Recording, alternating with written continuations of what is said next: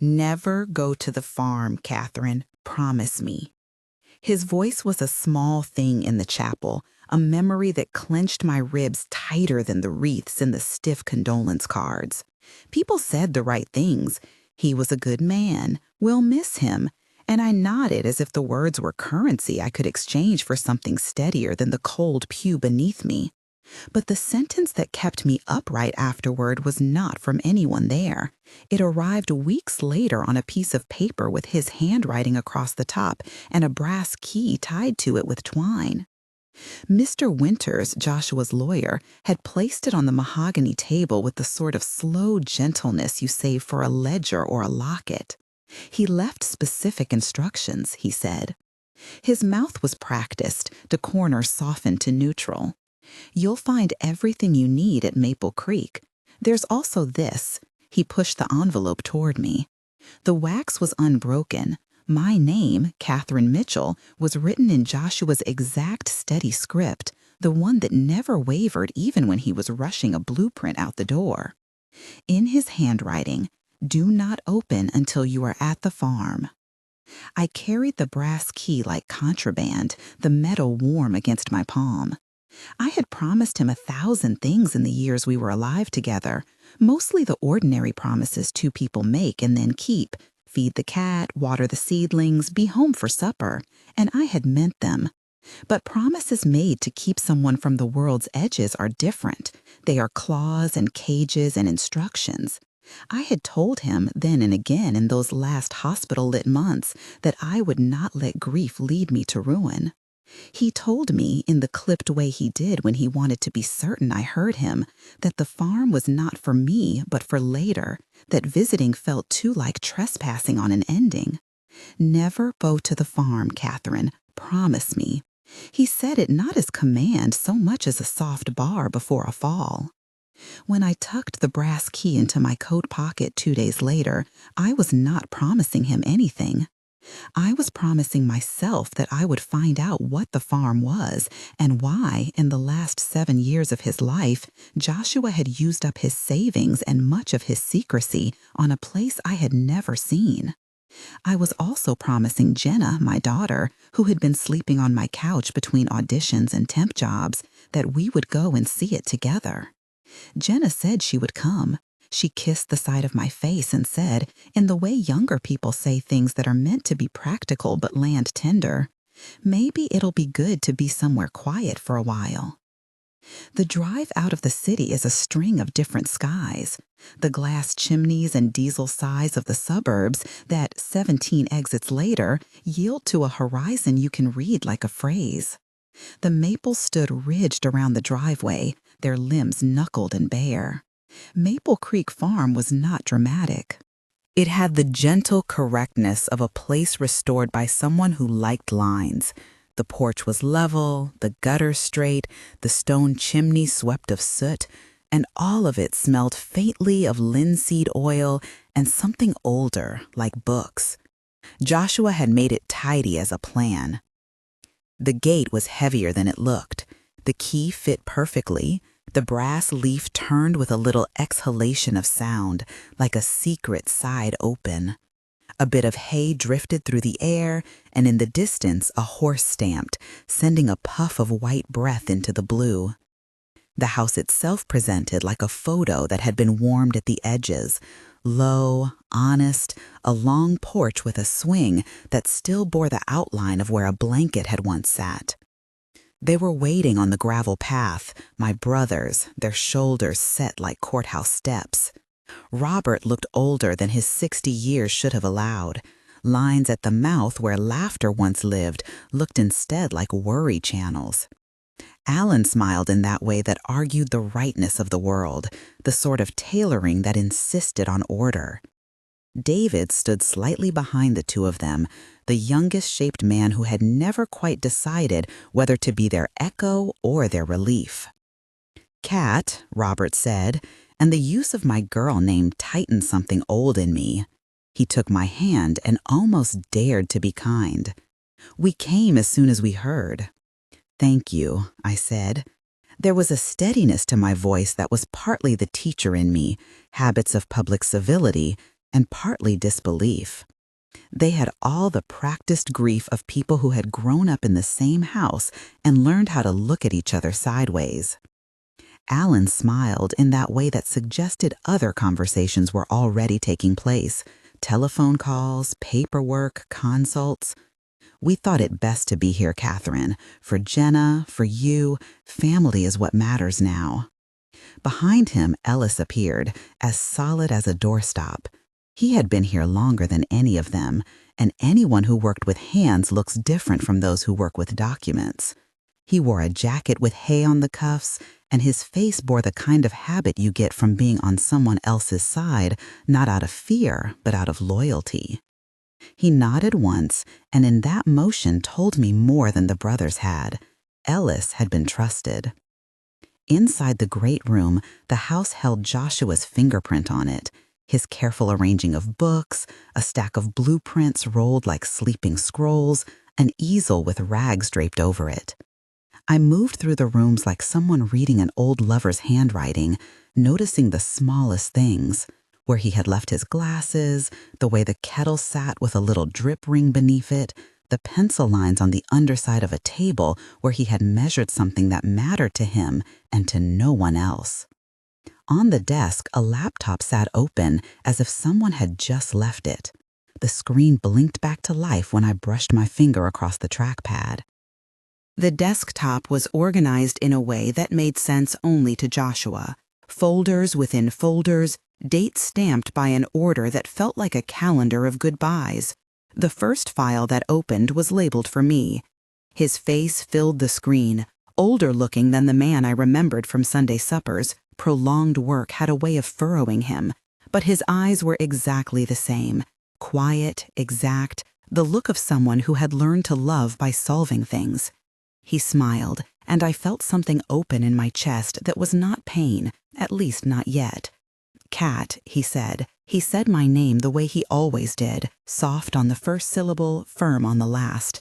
"If you're watching this, then you're here. Don't be afraid to laugh at me for doing this. Do it out loud if you need. It'll make you feel ridiculous, and that's good for a morning." He leaned back in the chair in a way I recognized, the informal posture he adopted when he wanted to be entirely himself.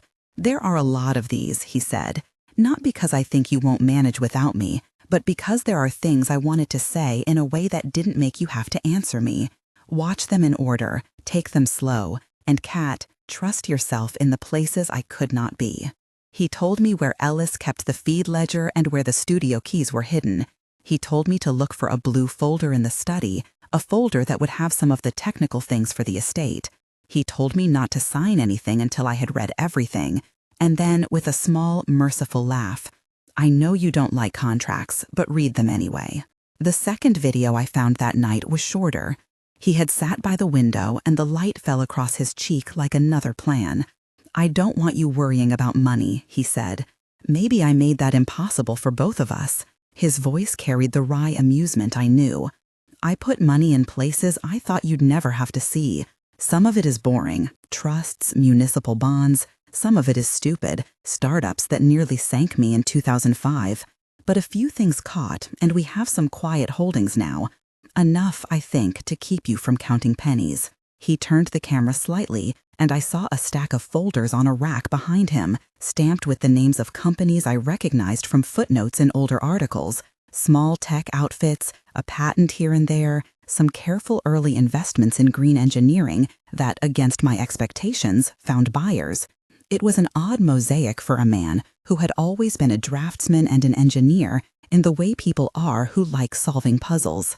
"I don't mean to announce anything grand," he said, "but I want you to know the estate is not a scrap or a dream. I bought it back because I wanted you to have a place to put down your brushes, to sleep without the city's siren edge. There's more to it, and you'll find that out, but know that you are safe enough. Not extravagant, perhaps, and God knows I couldn't resist buying property that had potential, but safe." He paused, and for the first time, the cadence in his voice shifted from instructive to conspiratorial. "And if men with suits and smiles come knocking," He stopped and gave that crooked smile we both knew, the one that meant he had already thought 3 moves ahead. I've left a map. I watched the first 3 videos in one sitting, and somewhere between the third and the fourth, I stopped being an audience and began to obey. The tapes were not solipsistic. They anticipated me. They anticipated the brothers, the lawyers, and even the exact question Jenna might ask when she saw a tidy ledger marked with numbers. Joshua spoke to me about geology in a way that made it sound like a moral thing, how land kept stories, how rock and shale hid histories and sometimes fortunes. He never used the word billionaire, but he used phrases that suggested scale: quiet holdings, strategic private placements, a few good early bets. He said things like, I put things in plain view and things in plain sight. And in that tautocratic way he meant that some parts of his life were to be seen and some to be protected. At dusk, the first day, as the house exhaled its day breath and the kitchen light made a pool of gold on the floor, Alan cleared his throat and said, We think it would be sensible to talk about the probate. We have a team looking at the deeds. You have a team, I said. The words were small and clean. Good for you. I have a key, a laptop that belongs to my husband, and his instructions asking me to look. If you have concerns, make them to Joseph Winters. Alan's smile tightened.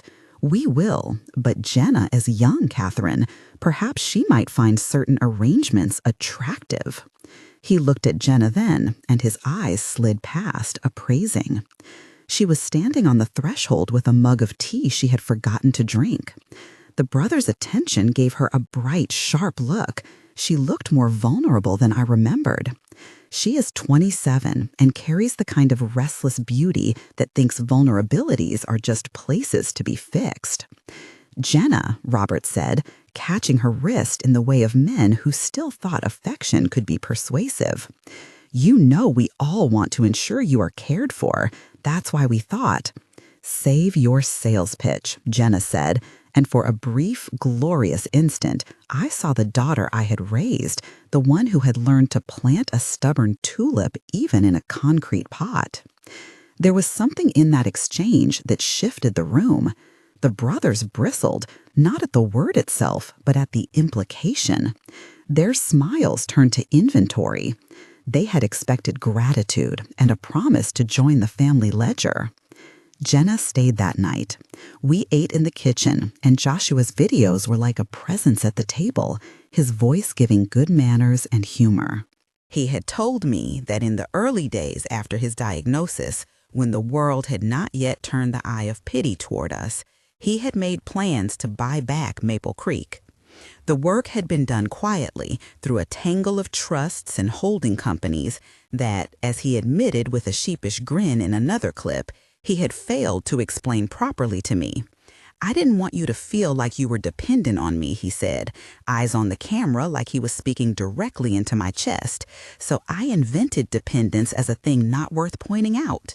You hate that phrase dependent, Cat. You always have. For that and for 1,000 other things, I am sorry. He admitted, finally, to the illness. He did not dramatize it. He called it by its clinical shape, something he had known about for years, something that made him more finite than he had wanted to be. And he said with an economy of feeling that knowing did many things to him. It hardened some of his resolves and softened others. I did not tell you because I wanted you to have the man who would go on hikes on Saturdays, he said, and I felt as if someone had reached into me and sorted the grief into labeled boxes. You'll find the studio, he said in another tape, and you'll paint again. Don't let me be the cruel thing in your past that forbids color. Give the canvas everything you can. If you want to sell one, that's fine, but paint the thing you think will ruin you with joy. There was humor in him, always, and there was strategy. In the videos, he mentioned a Southern survey he had commissioned, then quietly canceled in favor of an independent geological review of the Western Acres. He talked about engineers and a man named Dr. Lammers, and he mentioned regions of interest in a manner that made my hair lift. He described in passing how a succession of investments and a patent he'd held in a small but pivotal pump system had seen a company through acquisition in 2012. He called it a lucky, stupid bet and moved on. The pattern was visible enough. Prudent investments, a few risks that had paid off, property purchased and held because land appreciates and because sometimes you want the comfort of an asset you can see and touch. It was only on the third morning that Jenna and I found a slip of paper tucked inside the blue folder he had told me about. It was a map, small and folded, with a handful of notations in the margins and a single red pencil mark across the westernmost field. He had written in a small, clear script on the back, "The quietest things turn out to be the most important. Start at the west fence." There was a line beneath it, 2017 Lammers Preliminary. We started at the west fence the following afternoon, walking along the boundary where the land dipped and pooled into a low, whispering gully. The Western Acres were ordinary pasture, the kind that looks dull in most seasons and reveals its secrets only to the patient. "A lot of greedy men have learned the land this way," he had said in a clip, "by looking for the shine without asking what else it costs." I traced the map with my thumb and found a stake wrapped in weathered red tape, half buried in sod. Beneath it, someone had hammered in a small surveyor's plate with references I could not decipher, but that Dr. Lammers or a good engineer could have read as gospel. We were halfway back to the house when the gravel crunched under tires, and the brothers appeared again, this time with Mr. Pearson, whom they called their counsel. Alan's hair was combed in a way that made him look younger than his intentions. "We thought it best," Mr. Pearson said, with the kind of legal tone that means you're about to be offered something that will bind you, "to make sure you are aware of the interest from several parties in this property. It's only proper to mention that such resource prospects attract attention." "What kind of attention?" I asked, my voice steadier than my stomach felt. He smiled, the protective smile of a man trained to soothe. "Corporate, philanthropic, speculative, natural resource companies, investors. It's typical, of course. We only want to make sure you don't." He gestured vaguely, as if the thought of being unguided was peril. Alan spoke then, in the voice of someone who loves the rhythm of contracts.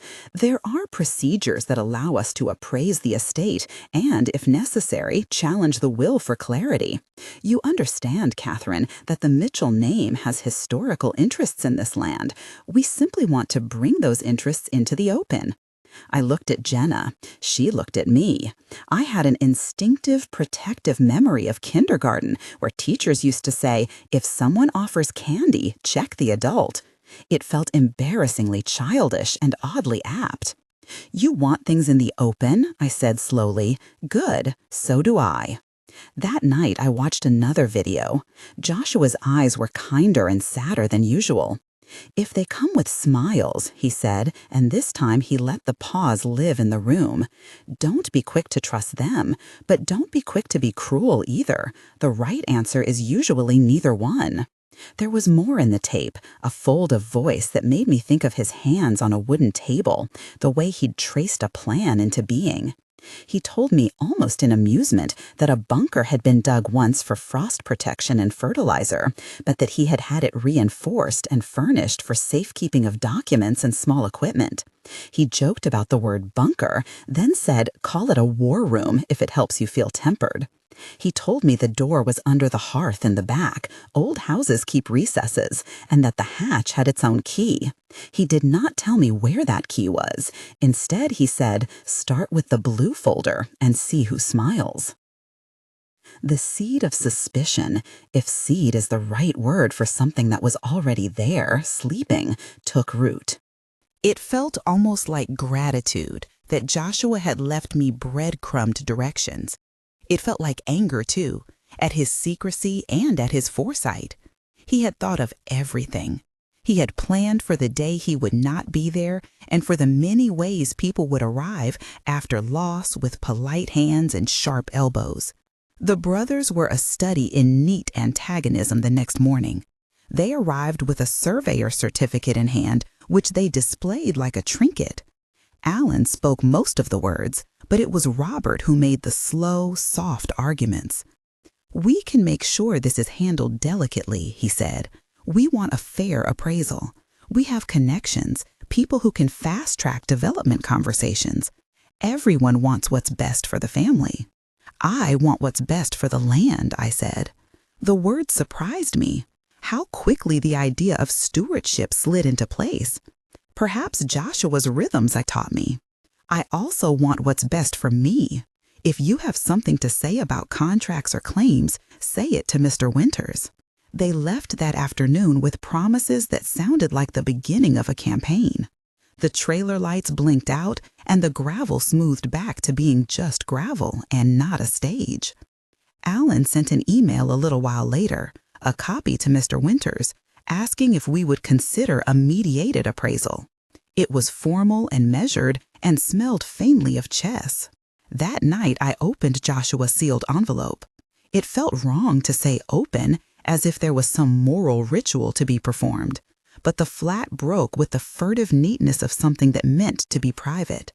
Inside was a letter, and beneath the letter a small folded photograph I had never seen. Joshua Young, grinning on a dock in some place where the water cut bright against his teeth. The letter was not long. It had the same economy his videos had, the clarity of someone who chose words as carefully as materials. My hands read faster than my eyes. He wrote about his diagnosis, which he had kept private because he did not want to be the thing people worried over at first light. He wrote about the farm, how he had bought it back through a tangle of shell companies named after obscure trees, how he had set up trusts, and how he had arranged for certain assets to be held in ways that would make interference difficult without paper trails and legal costs. That, he added with a note of bitterness, would discourage opportunists more than compassion. He wrote a strange thing near the end. There are people who will use your heart as a currency, guarded with wit and lawyers. Beneath that, in handwriting that was less steady than the rest, he had written one other thing. There may be others, indefinito. He did not name them. He said only that if a genetic question arose, it should be handled with care and not with coercion. The sentence hummed with an ethical weight I could not immediately set down. I folded the letter and slid it into my pocket.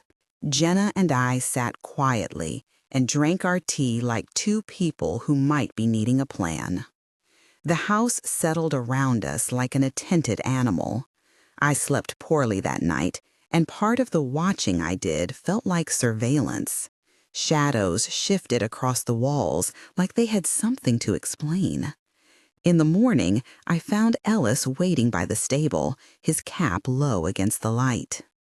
"He's done good," he said, as if summarizing what many friends feel and cannot name. "Old Joshua did the right kind of hoarding, Miss Catherine. Kept it away for you. He had a mind for the long game." "What do you know about the survey?" I asked. Ellis's face folded. "Nothing official. But I can tell you what horses tell you, where ground's different under hoof, where it's heavy. The Westfield's been quiet, but it's been quiet like the day before a storm. Quiet can mean anything, rest, or something building below." He handed me a small, worn leather notebook he'd found in the tack room. Its pages were thick and full of scrawl. Feed schedules, odd calculations about weight and balance, 1,000 little things, but at the very back, tucked like a secret, was a list of names and dates and a single line that read, "Lammers Consult, Western Geophysics, 2017. I took the notebook and felt the solidity of it. Joshua had anticipated a world after him. He had stacked instructions and affidavits and small things as someone stacks wood. Even in solitude, he built a heat source. I felt a warmth rise in my belly that was not purely grief. It was a function of being chosen, a certainty Joshua held that I would not be broken by unknown men. That certainty did not stop the brothers from circling. They arrived with a polite, precise man from a company called Halcyon Resources. He wore new boots and a tie that implied lakeside retreats. He offered me a brochure with glossy photographs of rigs in a blue dusk. "We are very interested in possibilities," he said. "We'd like to speak to the estate about valuations."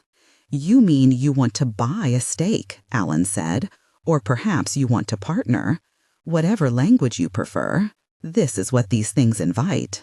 "You can look at the geological work," Halcyon's man said. And that was a crack the brothers had missed. They believed showing interest was an equation in their favor. They would not suspect that interest could be used against them. A long, low part of me, an artist's memory of colors, wanted to find the easel and paint over the intrusion. I wanted to make the marketing brochures into collages and glue them to the canvas. Instead, I found Joshua's recordings and his map and sat up late, watching him say 100 small things that I could use like keys. On the final video I watched that night, he said, with the mild exasperation of the man who loved puzzles and believed in people enough to leave them one last puzzle, "If I misjudged anything, it was my patience. I thought waiting meant protecting you. Maybe I was wrong." The point is not to be right, Kat. The point is to make sure you have what you need to choose. He reached up and smoothed his hair back. "There is a door under the hearth. Find it. Don't open it until you are ready to make the choice you want to make." The hearth in the study had, if you looked closely, a seam where stone met stone, as if something had been put there to fit perfectly and oddly into the rest of the room. That night, I lay awake thinking about doors and truths. In the dark, I imagined the brothers leaning over blueprints like surgeons and not seeing the patient. I imagined a woman with a paint-splattered apron in a kitchen by a small stove, deciding to keep the things that mattered. The next morning, when the light arrived pale and clean, I put my hand on the seam beneath the hearth. The stone was cold. Jenna, watching, frowned in that way a child does when told not to touch a hot stove, curiosity edged with fear. "I have a key for everything," I murmured, to myself as much as to Joshua. I dug into my pocket and felt the brass of the maple leaf. It fit in some places like a joke and in others like a promise. The seam gave to my hands and a small metal ring clattered, then stopped. Beneath it was a narrow iron hatch. Its edge rhymed with dust the color of old summers. Something thumped in the yard, rubber on gravel, the brothers' truck, their heckling voices. I paused, one hand still on the key, and felt the entire house lean toward whatever decision I would make next. Joshua's recorded voice rolled back into my head. "Find it. Don't open it until you are ready to make the choice you want to make." I shoved the hatch a little, enough to see a darkness that smelled like paper and old oil, and beyond that, the suggestion of light in carefully structured boxes, the kind of light that promises not a solution, but a method. Footsteps on the porch. The gravel crunched closer, and for the first time since the funeral, I did not feel like a woman who had been acted upon.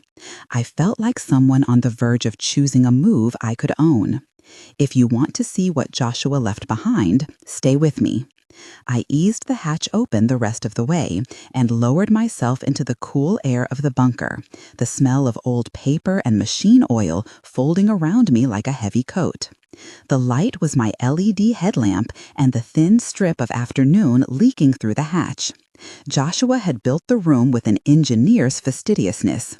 Low shelves bolted to studs, metal filing cabinets, a map table in the center with an adjustable lamp that threw precise circles of light.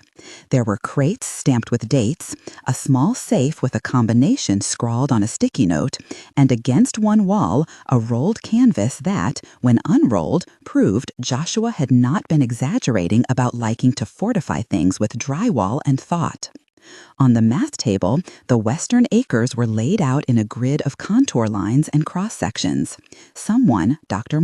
Lammers, according to the header, had run a seismic profile and annotated the results in a hand that read like mathematics and watercolor both. There were cross-hatched layers that meant nothing to me until I read the marginal notes. Western seam, continuous, porosity promising, recommend further coring. Under the lamp, a composition of documents made the pattern of care Joshua had always left behind. Geological surveys, copies of the property's chain of title, an independent appraisal stamped from a respected energy consultancy, and, tucked into a manila folder bearing the neatness of someone who liked to prepare for unkindness, a blue folder marked Mitchell Ledger. My hands trembled, but not from fear. It was only later I understood it was the difference between excitement and the precise kind of horror that arrives when you know the scale of what someone has done for you. The appraisal memo did not state one neat number, it offered language. Asset value in the upper range private holdings class, long-term development potential significant. In other words, when bridged with Joshua's other private equities and the quiet success of his early patents, the estate read, if one used the blunt term the world reserved for extremes, as billionaire class. He had not written that phrase himself. He had crafted the pattern that could make a writer say it. The papers here showed the architecture of a life designed to translate into safety, influence, and, should it be necessary, leverage. I found more than maps. In a locked drawer under the map table, there was a dossier of bank statements, transfer memos, and invoices tied to the brothers' businesses. The documents did not say crime in the way a courtroom transcript might. They said irregularities with a steady, machine-printed voice. There were loans made to shell companies with names that mirrored Mitchell Ventures. There were invoices for consulting that had no consulting attached. There were ledgers where family funds had been redirected to private accounts in ways that suggested self-dealing. One paper, a redacted email chain, showed Allen advocating a restructuring that conveniently omitted a family trust's oversight meeting. The language was dry but damning: conflict of interest, undisclosed related party transactions, compensatory distributions inconsistent with minutes. Joshua's hand was in everything. He liked to anticipate. He had left a labeled stack titled, "For Catherine, if needed," and inside were copies of deeds recorded through multiple holding companies, a binder with trust documents, counsel notes from Mr. Winters outlining potential defenses against will challenges, and a freshly printed affidavit from Dr. Lammers summarizing the Western Deposit's plausible yield if handled responsibly. The affidavit was cautious in tone, potential, contingent on further testing, but thorough. On its cover, in Joshua's neat shorthand, someone had written insurance. I sat down slowly at the map table with the files around me like a court. Joshua's face floated up on my laptop screen again when I opened the next folder of videos. He was wearing his old sweater, and he smiled as if we had just agreed to go to market for jam. The thumbnail showed the date, one of the later entries in a series that must have taken months to film. "Cat," he said, and I felt that same small engine of warmth settle in my chest. "If you're looking at these, then either you've enjoyed a life of mucking about in basements, or you're about to learn how I play chess." He gave me instructions in the way a person gives a recipe. He named people: Dr. Lammers, Mr. Winters, someone at Western Plains Energy named Thomas Reeves, who, he said with a humor that knew how ridiculous the world could be, had the sort of attention span and scruples to look at the land and not only the ledger. He told me why he had routed certain assets through particular firms, why the naming of a company after a birch or a hawthorn was not aesthetic but legal armor. He explained the balance he'd been trying to strike, the estate's capacity to provide without being prey, the need to keep enough liquidity in ready trusts, and to ensure the farm could not be plundered by men confident in their suits. I didn't want the farm to become a business problem, he said. I wanted it to be a place to be fixed. But of course, the two are not mutually exclusive.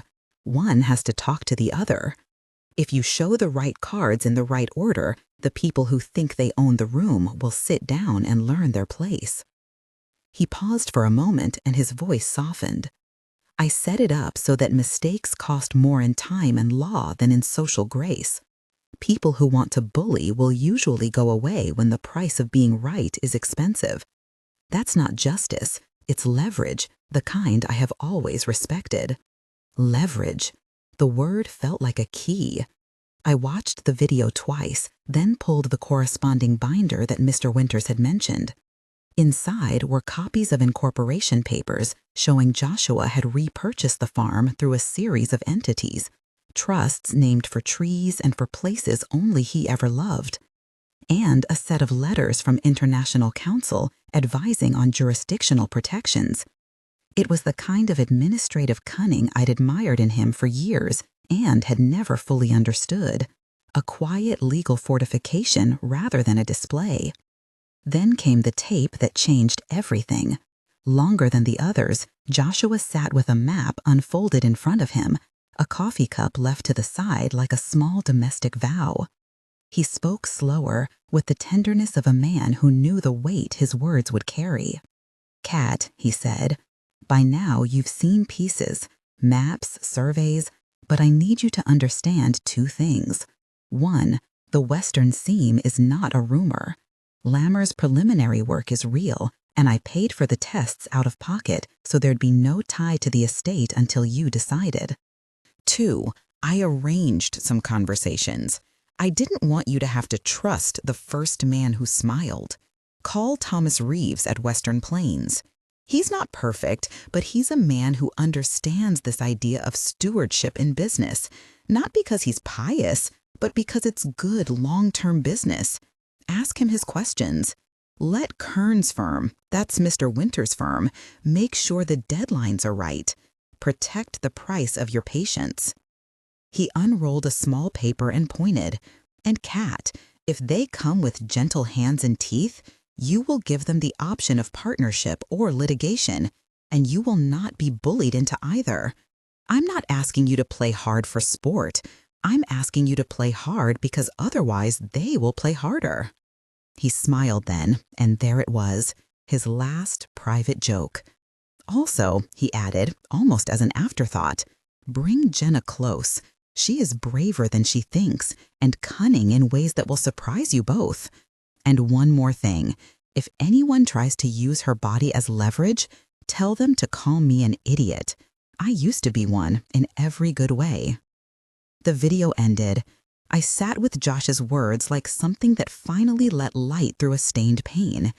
He had known, as men who have planned for absence sometimes know, the exact idioms to arm someone with.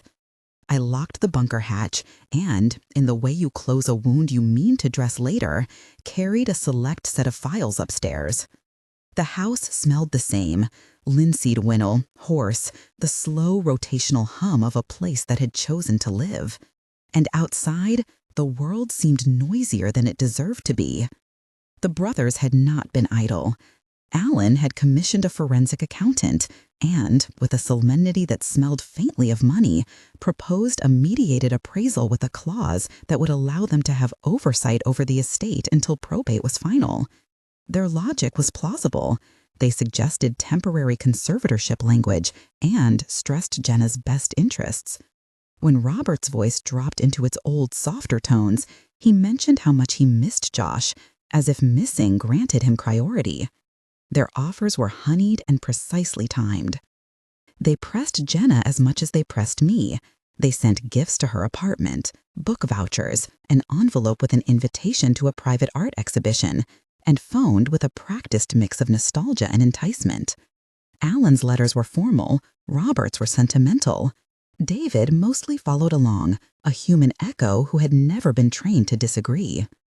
One afternoon, the brothers upped their tactics and brought a man in a suit who had the tentative kindness of someone rehearsing cordiality. He was introduced as Dr. Harmon's associate, a medical liaison there to explain options in the gentlest way possible. It was the first time I heard the phrase genetic match said aloud in a room that belonged to us. They couched it as concern and as practicality. "It's about Jenna," Alan said. "Certain rare conditions run in families. Perhaps the test might ease everyone's mind." It would be routine. Jenna's face tightened as if someone had pinched her skin. She said she would think about it. That was all she said. When she retreated to the old studio to sit in Joshua's chairs and look at the easel, I went after her. "You don't have to decide anything tonight," I told her, and she looked like she might cry and laugh at once. "They make it sound like a science fair," she said. "Like if I spit in a tube, it will turn the whole argument into a graph. It's gross, Mom. It feels like a trade." Her hands moved as if she were folding something that could not be unfolded. We watched Joshua's videos together that night and found his softer, cauterizing humor. In one clip, he had anticipated such a moment. He spoke directly to Jenna then, as if addressing a third person in the room we were all building. "Jenna," he said, and she flinched with a smile, "if anyone ever asks you to be a test subject for someone else's conscience, you can tell them you don't do favors for fear. You can offer affection without offering bone marrow. You can be kind and say no. For the medical bits, talk to Dr. Harmon if you must, but do it on your terms. If I had wanted numbers, I would have told them. I wanted you to have time." Jenna's mouth compressed. "He thought of everything," she said grimly, and I put my hand on her knuckles because my mouth had nothing better. The sealed envelope Joshua had mentioned in the bunker, the one I had found in the study weeks earlier, still sat like a pillow at the ready. I had not opened the final pages. The sense of ceremony had kept me from ripping open everything. That restraint felt suddenly foolish. The family had been circling the edges of my life like vultures in a romantic movie, and Joshua had handed me a slingshot. The time for gradual exposure felt complete. In the war room, I found a smaller envelope, brittle at the edges with handwriting I knew instantly. It was addressed in Joshua's hand, "For the room where you will decide." Inside, there was a letter and a list. The letter was short, quieter than the videos. He wrote about his reasons, his diagnosis, his love that had wanted to leave beauty rather than debt, and then, in the last paragraph, a sentence that made my neck prickle. "If this reads like a final trick, remember that all tricks are only tools in a skilled hand. Use them to hold the mirror up to the people who would be unkind." The list beneath it carried names, legal contacts, corporate contacts, and a single line. "Thomas Reeves, Western Plains. He will talk stewardship, not just bank balances." There was also a line I had not expected, a name, and then a location, Saskatoon, indefinito, and beneath that the words, "If blood questions appear, approach them with respect and an open hand. These are people, not evidence." I read that line twice. The word indefinito hovered like a ghost. There were people out there whose existence could complicate everything. Joshua had known. He had left instructions to treat them as people and not leverage. In that moment, anger ran through me, not at the mystery of them, but at the idea that anyone would try to weaponize a human life. I called Mr. Winters. He answered on the second ring with the sort of voice that made complicated legal matters sound like plumbing. "You found it," he said, and there was no small pleasure in his tone. He asked me a few practical questions and then advised I do two things. First, secure the documents and the bunker contents in a retainer-controlled escrow so no one could claim they had been altered. Second, let him set a meeting with Thomas Reeves. He suggested I not confront the brothers without a plan. "Which you have," he said gently. Within 48 hours, Thomas Reeves arrived in a vehicle that suggested practical economy rather than wealth, leather and an understated watch, not the ostentation of a person to be feared. He stood in the great room and looked at the maps as if reading a poem. He had a directness that I liked and a memory for numbers that made him a dangerous man in polite company. "I read Dr. Lammer's summary," he said with a professional curiosity that did not smell like predation. "If the Western seam holds what this profile suggests, it's significant. But significant does not mean unbounded. We don't drill guns blazing. We negotiate stewardship clauses that bind us beyond the life of the rig. If you want a partner, we'll write a contract that makes restoration and community reinvestment a first-out clause." He spoke plainly of what extraction could cost and what was reasonable to expect. He offered examples of reclamation trusts, escrowed funds for water testing, and community oversight committees. He knew the language of engineers and lawyers and seemed to enjoy the overlap. When I asked him where he stood morally, he shrugged and said, "Business models survive when communities survive. You can do the ugly thing badly, or you can do the difficult thing well. I prefer the latter." Mr. Winters arranged a meeting for the following week, the formal type where the chairs were arranged like drawers and the light made a small arena of the great room. I invited Thomas, and Mr. Winters invited counsel. I told the brothers they were welcome to join and that I had copies of certain documents to share. I did not tell them everything. They arrived with a small entourage.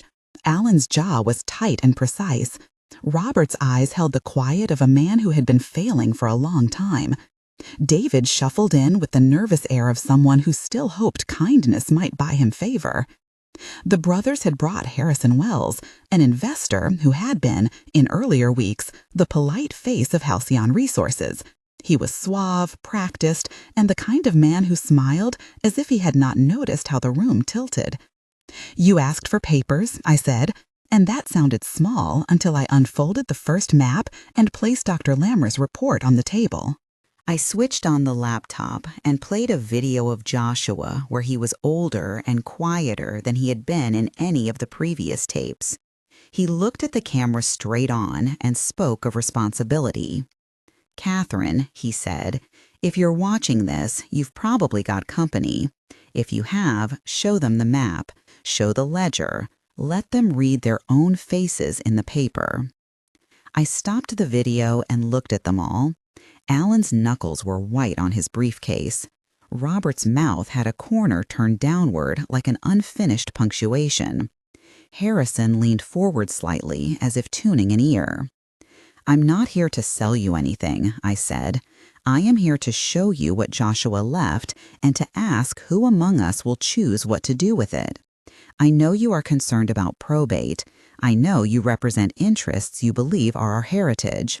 I also know Joshua took steps to make unauthorized transfer difficult and to ensure stewardship clauses could be enforced." I laid out the trust documents, the incorporation papers, the chain of title, and the ledger materials that showed the questionable transfers. I did not use the word fraud, it felt loud in that room, but I read the language of conflict of interest out loud, the emails referencing transfers, and the instances of payments made to companies that had not provided services commensurate with the invoices. Mr. Winters followed each reading with procedural language about discovery, subpoenas, and the cost and publicity litigation would bring. He pointed out that the trust structures favored the named beneficiary and that most challenges would be expensive and slow. "You can litigate," he said gently, "and you can win in court eventually if you can show wrongdoing.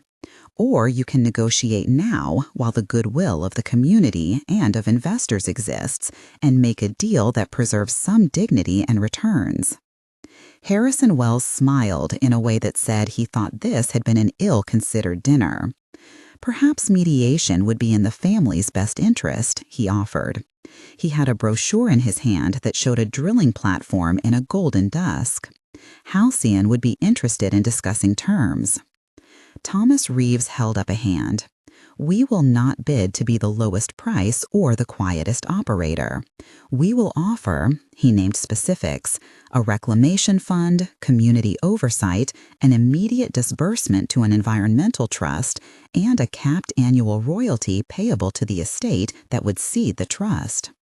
He also offered a clause that required his company to fund an independent health and environmental study before development began and to fund any mitigation that study recommended. Alan's face shifted. He'd planned to trade haste for leverage, but Thomas's offer reframed the table. If Thomas provided a credible, enforceable stewardship plan, the public relations and logistical headaches for anyone who opposed it might outweigh their uncertain gains. You want us to sign away potential upside for promises? Alan said, with a lawyer's instinct for hypothetical worsts.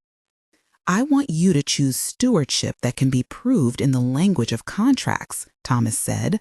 You can sign now or sign later, but the public ledger of who fought for community and clean practices will matter as much as any royalty number. Robert, always the soft one, made a surprising choice. He coughed and then spoke in his small voice about what he thought Joshua would have wanted. Josh would have wanted the farm to be a place, not a punching bag. His eyes were wet and he looked suddenly like someone who had misfiled his life. Alan's mouth turned and he leaned forward. This sounds like a press stunt more than a plan. How do we guarantee they'll do what they say? Mr. Winters answered clearly. Escrowed funds, tiered releases tied to third-party audits, environmental bonds. And, he added, looking at the brothers, any prior financial mismanagement disclosed will have to be addressed before any distribution. Full transparency is required. The word transparency landed like a bell. Alan's fingers flexed on the briefcase. The ledger stack on the table had an appendix with dates and amounts. I slid that near him and said flatly, these are your transactions. You can choose to explain them in full, or we can let an auditor read them for you. There was a silence that felt like a held breath. Then Robert's shoulders slumped and he looked at his hands. David shifted his weight. Alan's jaw tightened so much he might have cracked a tooth. Harrison Wells, sensing the tide, made his own offer. Higher immediate payouts and fewer environmental restrictions. He talked about jobs and regional development in the language of a man who'd learned to reframe ethics as economics. We can move fast, he said. We can put money on the table now. Thomas fixed him with a look that was both polite and unyielding. Fast is easy. Responsible is difficult. We'll ensure the difficult is funded. If you want to sell your shares for a quick profit, then do so. If you want to leave a legacy, you know where to find me. Alan's face was a mask. He had weight to drop. He was the sort of man who would have preferred terms that left doors ajar, but the combination of Joshua's structures and the practical offers on the table meant those doors were already locked. He looked at Robert and then at David. For a long time, no one spoke. When Robert rose, his movement was more concession than attack. We'll hear the offer, he said softly, and consider it with counsel. That was a diplomatic retreat. The brothers left, promising to confer with their lawyer and to return. I expected a fight, a flurry, an explosive scene of accusations. What followed was quieter. The brothers walked away from the table that day with their pride dimmed and their options narrowed. It was not vindication, it was leverage meeting law. Petering out of their power did not feel like triumph so much as the extraction of a nettle, inevitable and slightly painful. The weeks that followed were a careful choreography of legal maneuvers, press statements, and negotiations. Thomas Reeves and his legal team drafted a stewardship agreement with clauses that would bind Western Plains to remediation commitment, transparent royalties, an independent oversight board with community representation, and a fund to restore riparian zones affected by future works. The trust structure Joshua had created funneled certain funds into escrow that could only be accessed after audits and community reviews. The language was deliberately dense, tiered disbursement, performance bonds, but its practical effect was simple. The estate would benefit, the community would have oversight, and any extraction would be measured against environmental standards. Mr. Winters made sure the mitigation commitment was enforceable with a third-party arbiter named in the contract. The Mitchells, having been presented with options that exchanged speed for sustainability, began to fracture amply at the seams. Alan wanted immediacy. Robert wanted to honor what might have been Joshua's intentions. David wanted to be liked. Their lawyer, Mr. Pearson, arranged a mediated settlement in which the brothers would receive a negotiated payout and a small time-bound role in the estate's oversight, with the explicit clause that no unilateral extraction or sale could proceed without the agreed stewardship framework. They would also be liable for a forensic audit of the historical family accounts should they choose to receive the payout. The audit was, in effect, a slow leak that would make the brothers' prior financial practices public should they pursue the money. There were softer moments in the months of negotiation. Robert's health declined. He confessed a fatigue he had hidden for years. Not dramatic in the way people whisper of illness on TV, but real, a steady dimming. One afternoon, when I went to see him, ostensibly to discuss documents, he reached across the table and took my hand. "I wanted to make you proud," he said, and for a moment he was 20 again. "You have to stop trying to fix everything," I said, and he laughed, a small sound like air leaving a room. The issue of the unknown half-siblings never resolved into tabloid fodder. Joshua's note had been clear: treat them as people, not instruments. When the Mitchells' counsel suggested genetic testing protocols to establish lineage for property rights, I refused to weaponize a human person. Mr. Winters arranged for neutral counsel to contact the names in Saskatoon with an offer of conversation. And I drafted a letter in which I invited anyone who might be related to come speak with us in confidence. I wanted transparency, but not exposure. I wanted compassion rather than litigation. In the end, I received a short letter, folded in a way that suggested it had been written by someone who had not expected to be read. They did not come to claim money, they sought context. We met, quietly, in a rented room at the library in Saskatoon on a weekday. The two people who sat in front of me were wary and holding each other's hands in the way people do when uncertain what to expect. They had a claim, perhaps, some shared markers, a memory of a man who'd left before names stuck. But they were not instruments. They were complicated and human. We talked for hours, and when they left, they had a different sort of ask. If there was help and an invitation into the story, they wanted to be considered, not as heirs to be bought, but as family to be known. I offered that possibility, carefully and without pressure. I cannot tell you how that will end for them. The story is still being written. As the legal hems tightened and the offers on the table coalesced into a workable plan, there were moments of ugliness. Alan, in a private conversation that I intercepted because a misdirected email landed in my inbox, suggested pushing Jenna toward testing as leverage for a quicker settlement. The language was crass and clinical. I saved the email and printed it. It was a small thing, paper, bytes, but it was the kind of evidence that, when presented in the right way, showed intent. Mr. Winters advised caution. Evidence could be weaponized. We showed it to the mediator as part of a pattern rather than as a cliff to be pushed from. Jenna, for her part, grew quiet as if plotting. She had always been a creature of acute feeling and impatience, and the battle between her uncles and the estate made her hunger for a kind of justice that felt immediate. She surprised me by volunteering to speak at a community forum Thomas's team had suggested. She stood on the stage in the school gym and spoke plainly about not being a bargaining chip and about the need for community oversight when companies come into small places. Her words were messy and beautiful, and, to my amazement, they changed the tenor of conversations in town. People who had shown mild interest suddenly wanted to be involved. Jenna's voice had the ring of honesty, and the town responded to it. The final confrontation, the one that would later be called, slightly dramatically, the dining room reveal, was quieter than the phrase suggested. I invited everyone back to Maple Creek: Thomas Reeves, Mr. Winters, the Mitchell brothers, Harrison Wells, and a reporter from a regional paper who had been following the negotiations, an earnest woman who'd ask smart questions rather than sensation. I told them there would be documents shared, and that I hoped, in the best case, we would all leave with an agreement that preserved the farm's future. The house felt different that night. I had painted the great room canvas in parts for weeks, little studies and color tests spread across the floor.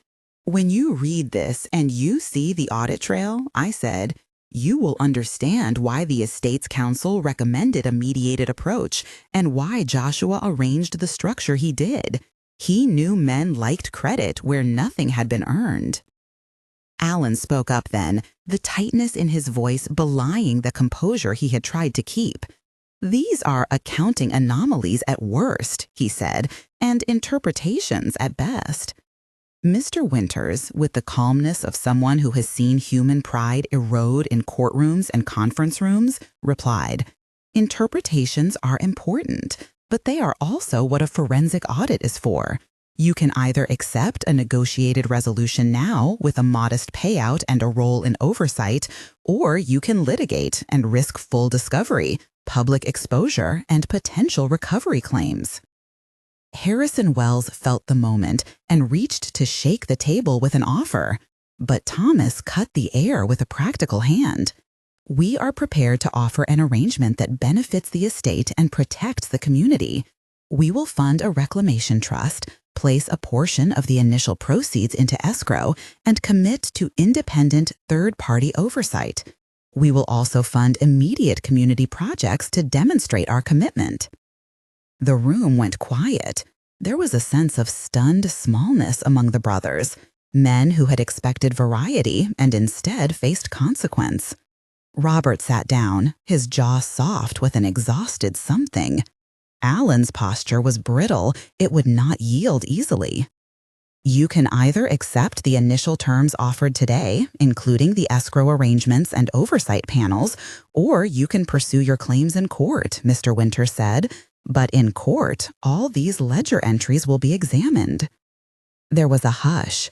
David, who had been mostly quiet, looked at his brothers like someone staring at a family heirloom he hadn't known he'd helped tarnish. Robert put his head in his hands. When the brothers left that night, they did so as people who had been given a clear choice and who had chosen to bide time. They would not be victorious in the sense they hoped. They had been invited to accept an outcome that preserved some dignity, or they could risk their private finances being exposed by a slow, humiliating legal process. It was leverage. It was the thing Joshua had prepared. The settlement was formalized over the next months with scalding precision. The Mitchells accepted a negotiated payout with the caveat that a forensic audit would be limited in scope unless evidence of deliberate malfeasance beyond the ledger appeared. They also agreed to a time-limited oversight role that gave them a voice without unilateral power. Western Plains signed on to the stewardship clauses with escrowed funds for restoration and an independent oversight board that included a representative selected by the local conservation group. The trust documents Joshua had left ensured that payouts to beneficiaries could be suspended if material misrepresentations were found during the audit. The result was not a courtroom spectacle. It was a pragmatic agreement that moved the estate forward and made the cost of undermining stewardship prohibitively high. There were losses. The brothers' relationships with one another frayed under the strain, and Robert's health continued to decline in measures simple and relentless. I visited him with Jenna on more than one afternoon. He was not a villain in the way stories make villains. He was a man who had made choices and then found the comfort of those choices inadequate. He apologized for what he had done as best as he could and asked small, simple questions. whether the horses were well, whether the old willow still threw shade on the pond. In the quieter months that followed the agreement, I began to paint with a focus that frightened me. The big canvas in the great room took shape under the slow rhythm of brush and thinking. It became a literal thing, and also an instruction. Paint the thing that will ruin you with joy. I thought of Joshua's voice, and of his way of leaving instructions like seeds in a furrowed field. Jenna became an unexpected force. She organized a small community panel at the school where residents could ask questions about reclamation, trust administration, and how funds would be distributed.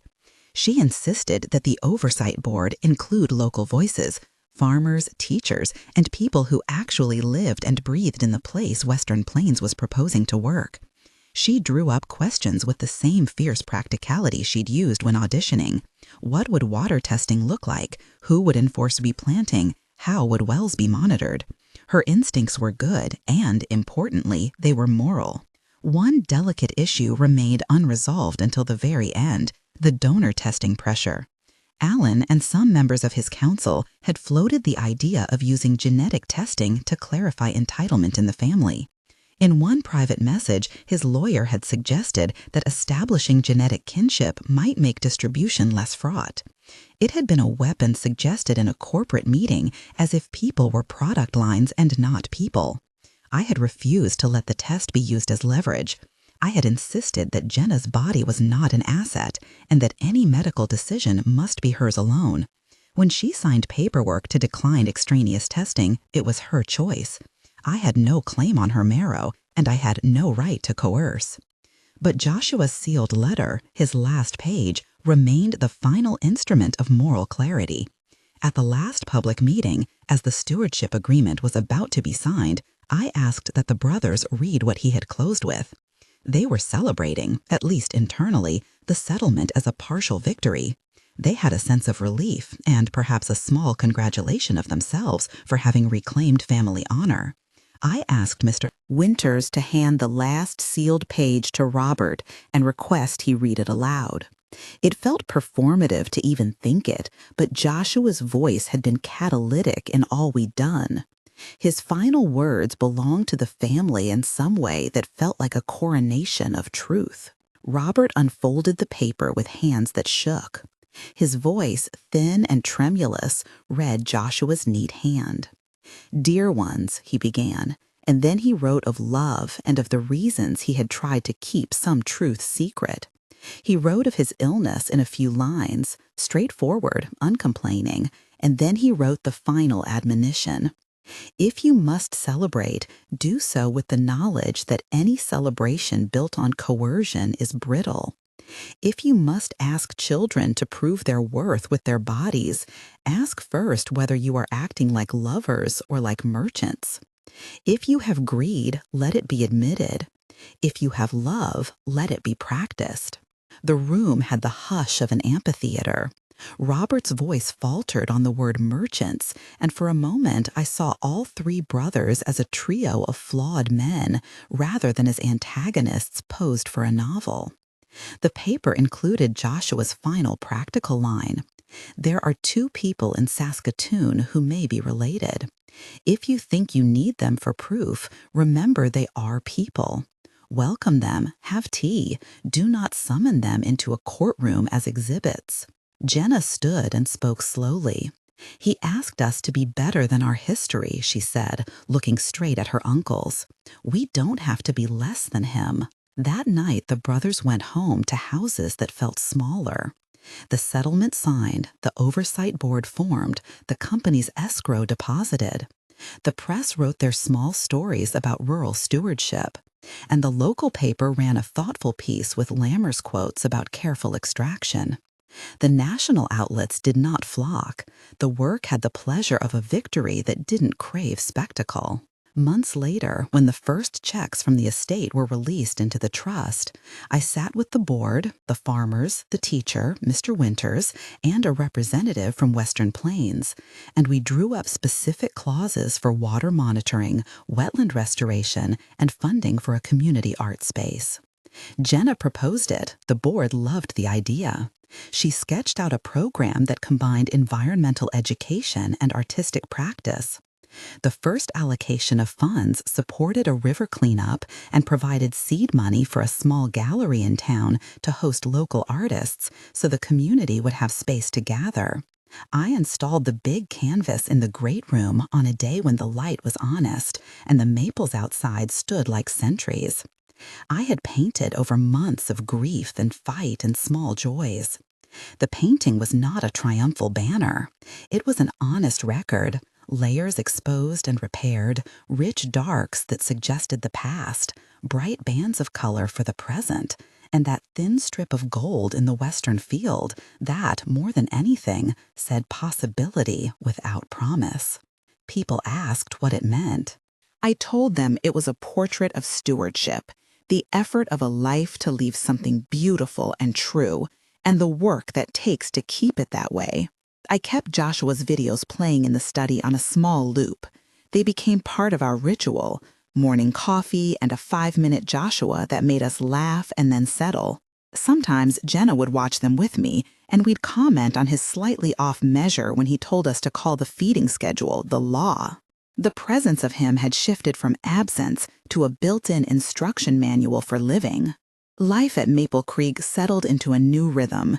The horses were shod, the fields tended with the stewardship clauses in mind, and the oversight board met with precision. Western Plains did not bulldoze the place. They brought in stage testing and funded a local water monitoring program.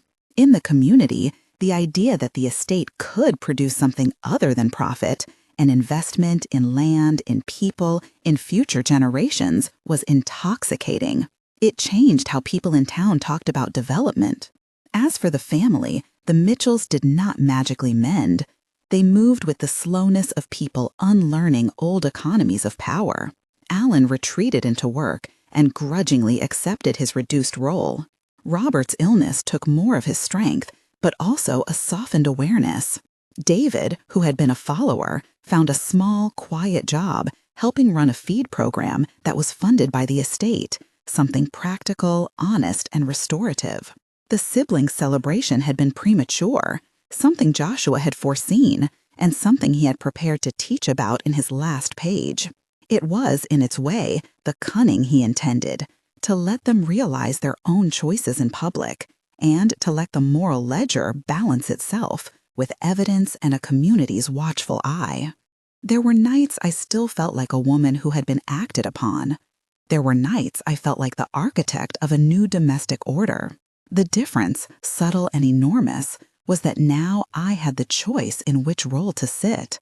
I chose stewardship. One late afternoon, when the sun slanted and the horses moved like slow thoughts across the western field, Jenna and I went down to the pond. The willow shaded the water and made a pattern like an old lace. She had been offered a part in a small film that would keep her away for a while. She accepted it with the same boldness she had discovered during the fight. "You have to go," I said. "You have to be more than this fight. You have to be free to be loud elsewhere." She smiled. "You taught me to be loud in ways that are honorable, not loud like a warning siren." She leaned her head on my shoulder. "He did good work, Mom. He left us a war room and a painting, and, if I'm honest, the sort of plan people only afford in novels. He was an engineer and a dreamer." We sat there a while, and her hand turned my cheek in the peculiar slow way of children and adults who have not entirely lost the map of each other. That evening, I watched the last of Joshua's posthumous messages, one in which he spoke less of strategy and more of the ordinary things he wanted for us. He told me to paint, to feed the cat, to make sure the easel did not fall into a corner of caution. He told Jenna to use her voice. He told me finally that when I felt like I was walking in circles, to remember that circles are not the same as prisons. "It's all right to choose a life that is small and good," he said. "It's all right to choose a life that is large and true. Choose the thing that makes you want to be awake."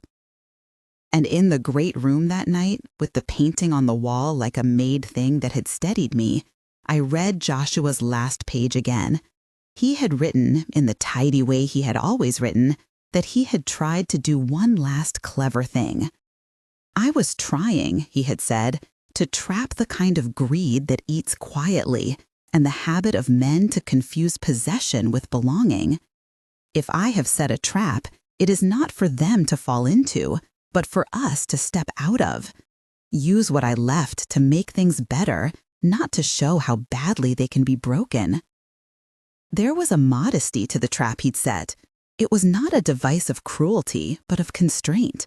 The architecture of legal mechanisms, the invitation to credible partners, the stewardship clauses, and the hope that a better contract might demand a better behavior. He had made a life that could not be easily seized. He had made enough money, enough privacy, enough careful paperwork that his wife might not have to wake at night counting pennies. Whether one called him a billionaire or a shrewd investor did not matter to him, as much as whether what he left could become a place where people, real, messy, human people, could be respected. We celebrated, in the private ways families celebrate when they have navigated the particular violence of inheritance. There was a dinner at which we toasted small things: clean water, the gallery opening, the reclamation fund. The Mitchells came, though thinly. The sibling smiles were tentative. They read Joshua's last page aloud at one point, an odd ritual of exposure, and then the room, for a moment, felt like an honest place. They had celebrated, perhaps prematurely, but then they read the last page, and the celebration curdled into clarity. The title that others might have given to our story, "The Billionaire's Final Trap," felt odd placed above the domestic reality of it all. He had been a man who engineered his absence into protection and made sure his leaving taught more than grief. When the first permits were issued, phased, conditional, the sort of permits that ask more questions than they answer, I sat in the oversight committee with people who had once been strangers. We read the environmental reports and asked the blunt questions. We visited the western field and saw men in boots core the ground where Dr. Lammers had suspected the seam. The tests were rigorous and slow. There were no cinematic explosions. There were sampling reports and filtration systems and the slow engineering of accountability. That, I realized, was the miracle of Joshua's plan. Not that it promised riches, but that it made the project accountable to more than profit. Years later, when the first modest disbursement from the trust paid for the riverbank restoration, a small plaque went up at the edge of the property: Maple Creek Restoration Fund, in memory of Joshua. It was not an enormous monument. It was a wooden sign that kids in the town could read and that elders could see and nod at. Jenna's Gallery hosted its first show, a small exhibition of local artists and a performance by a youth choir.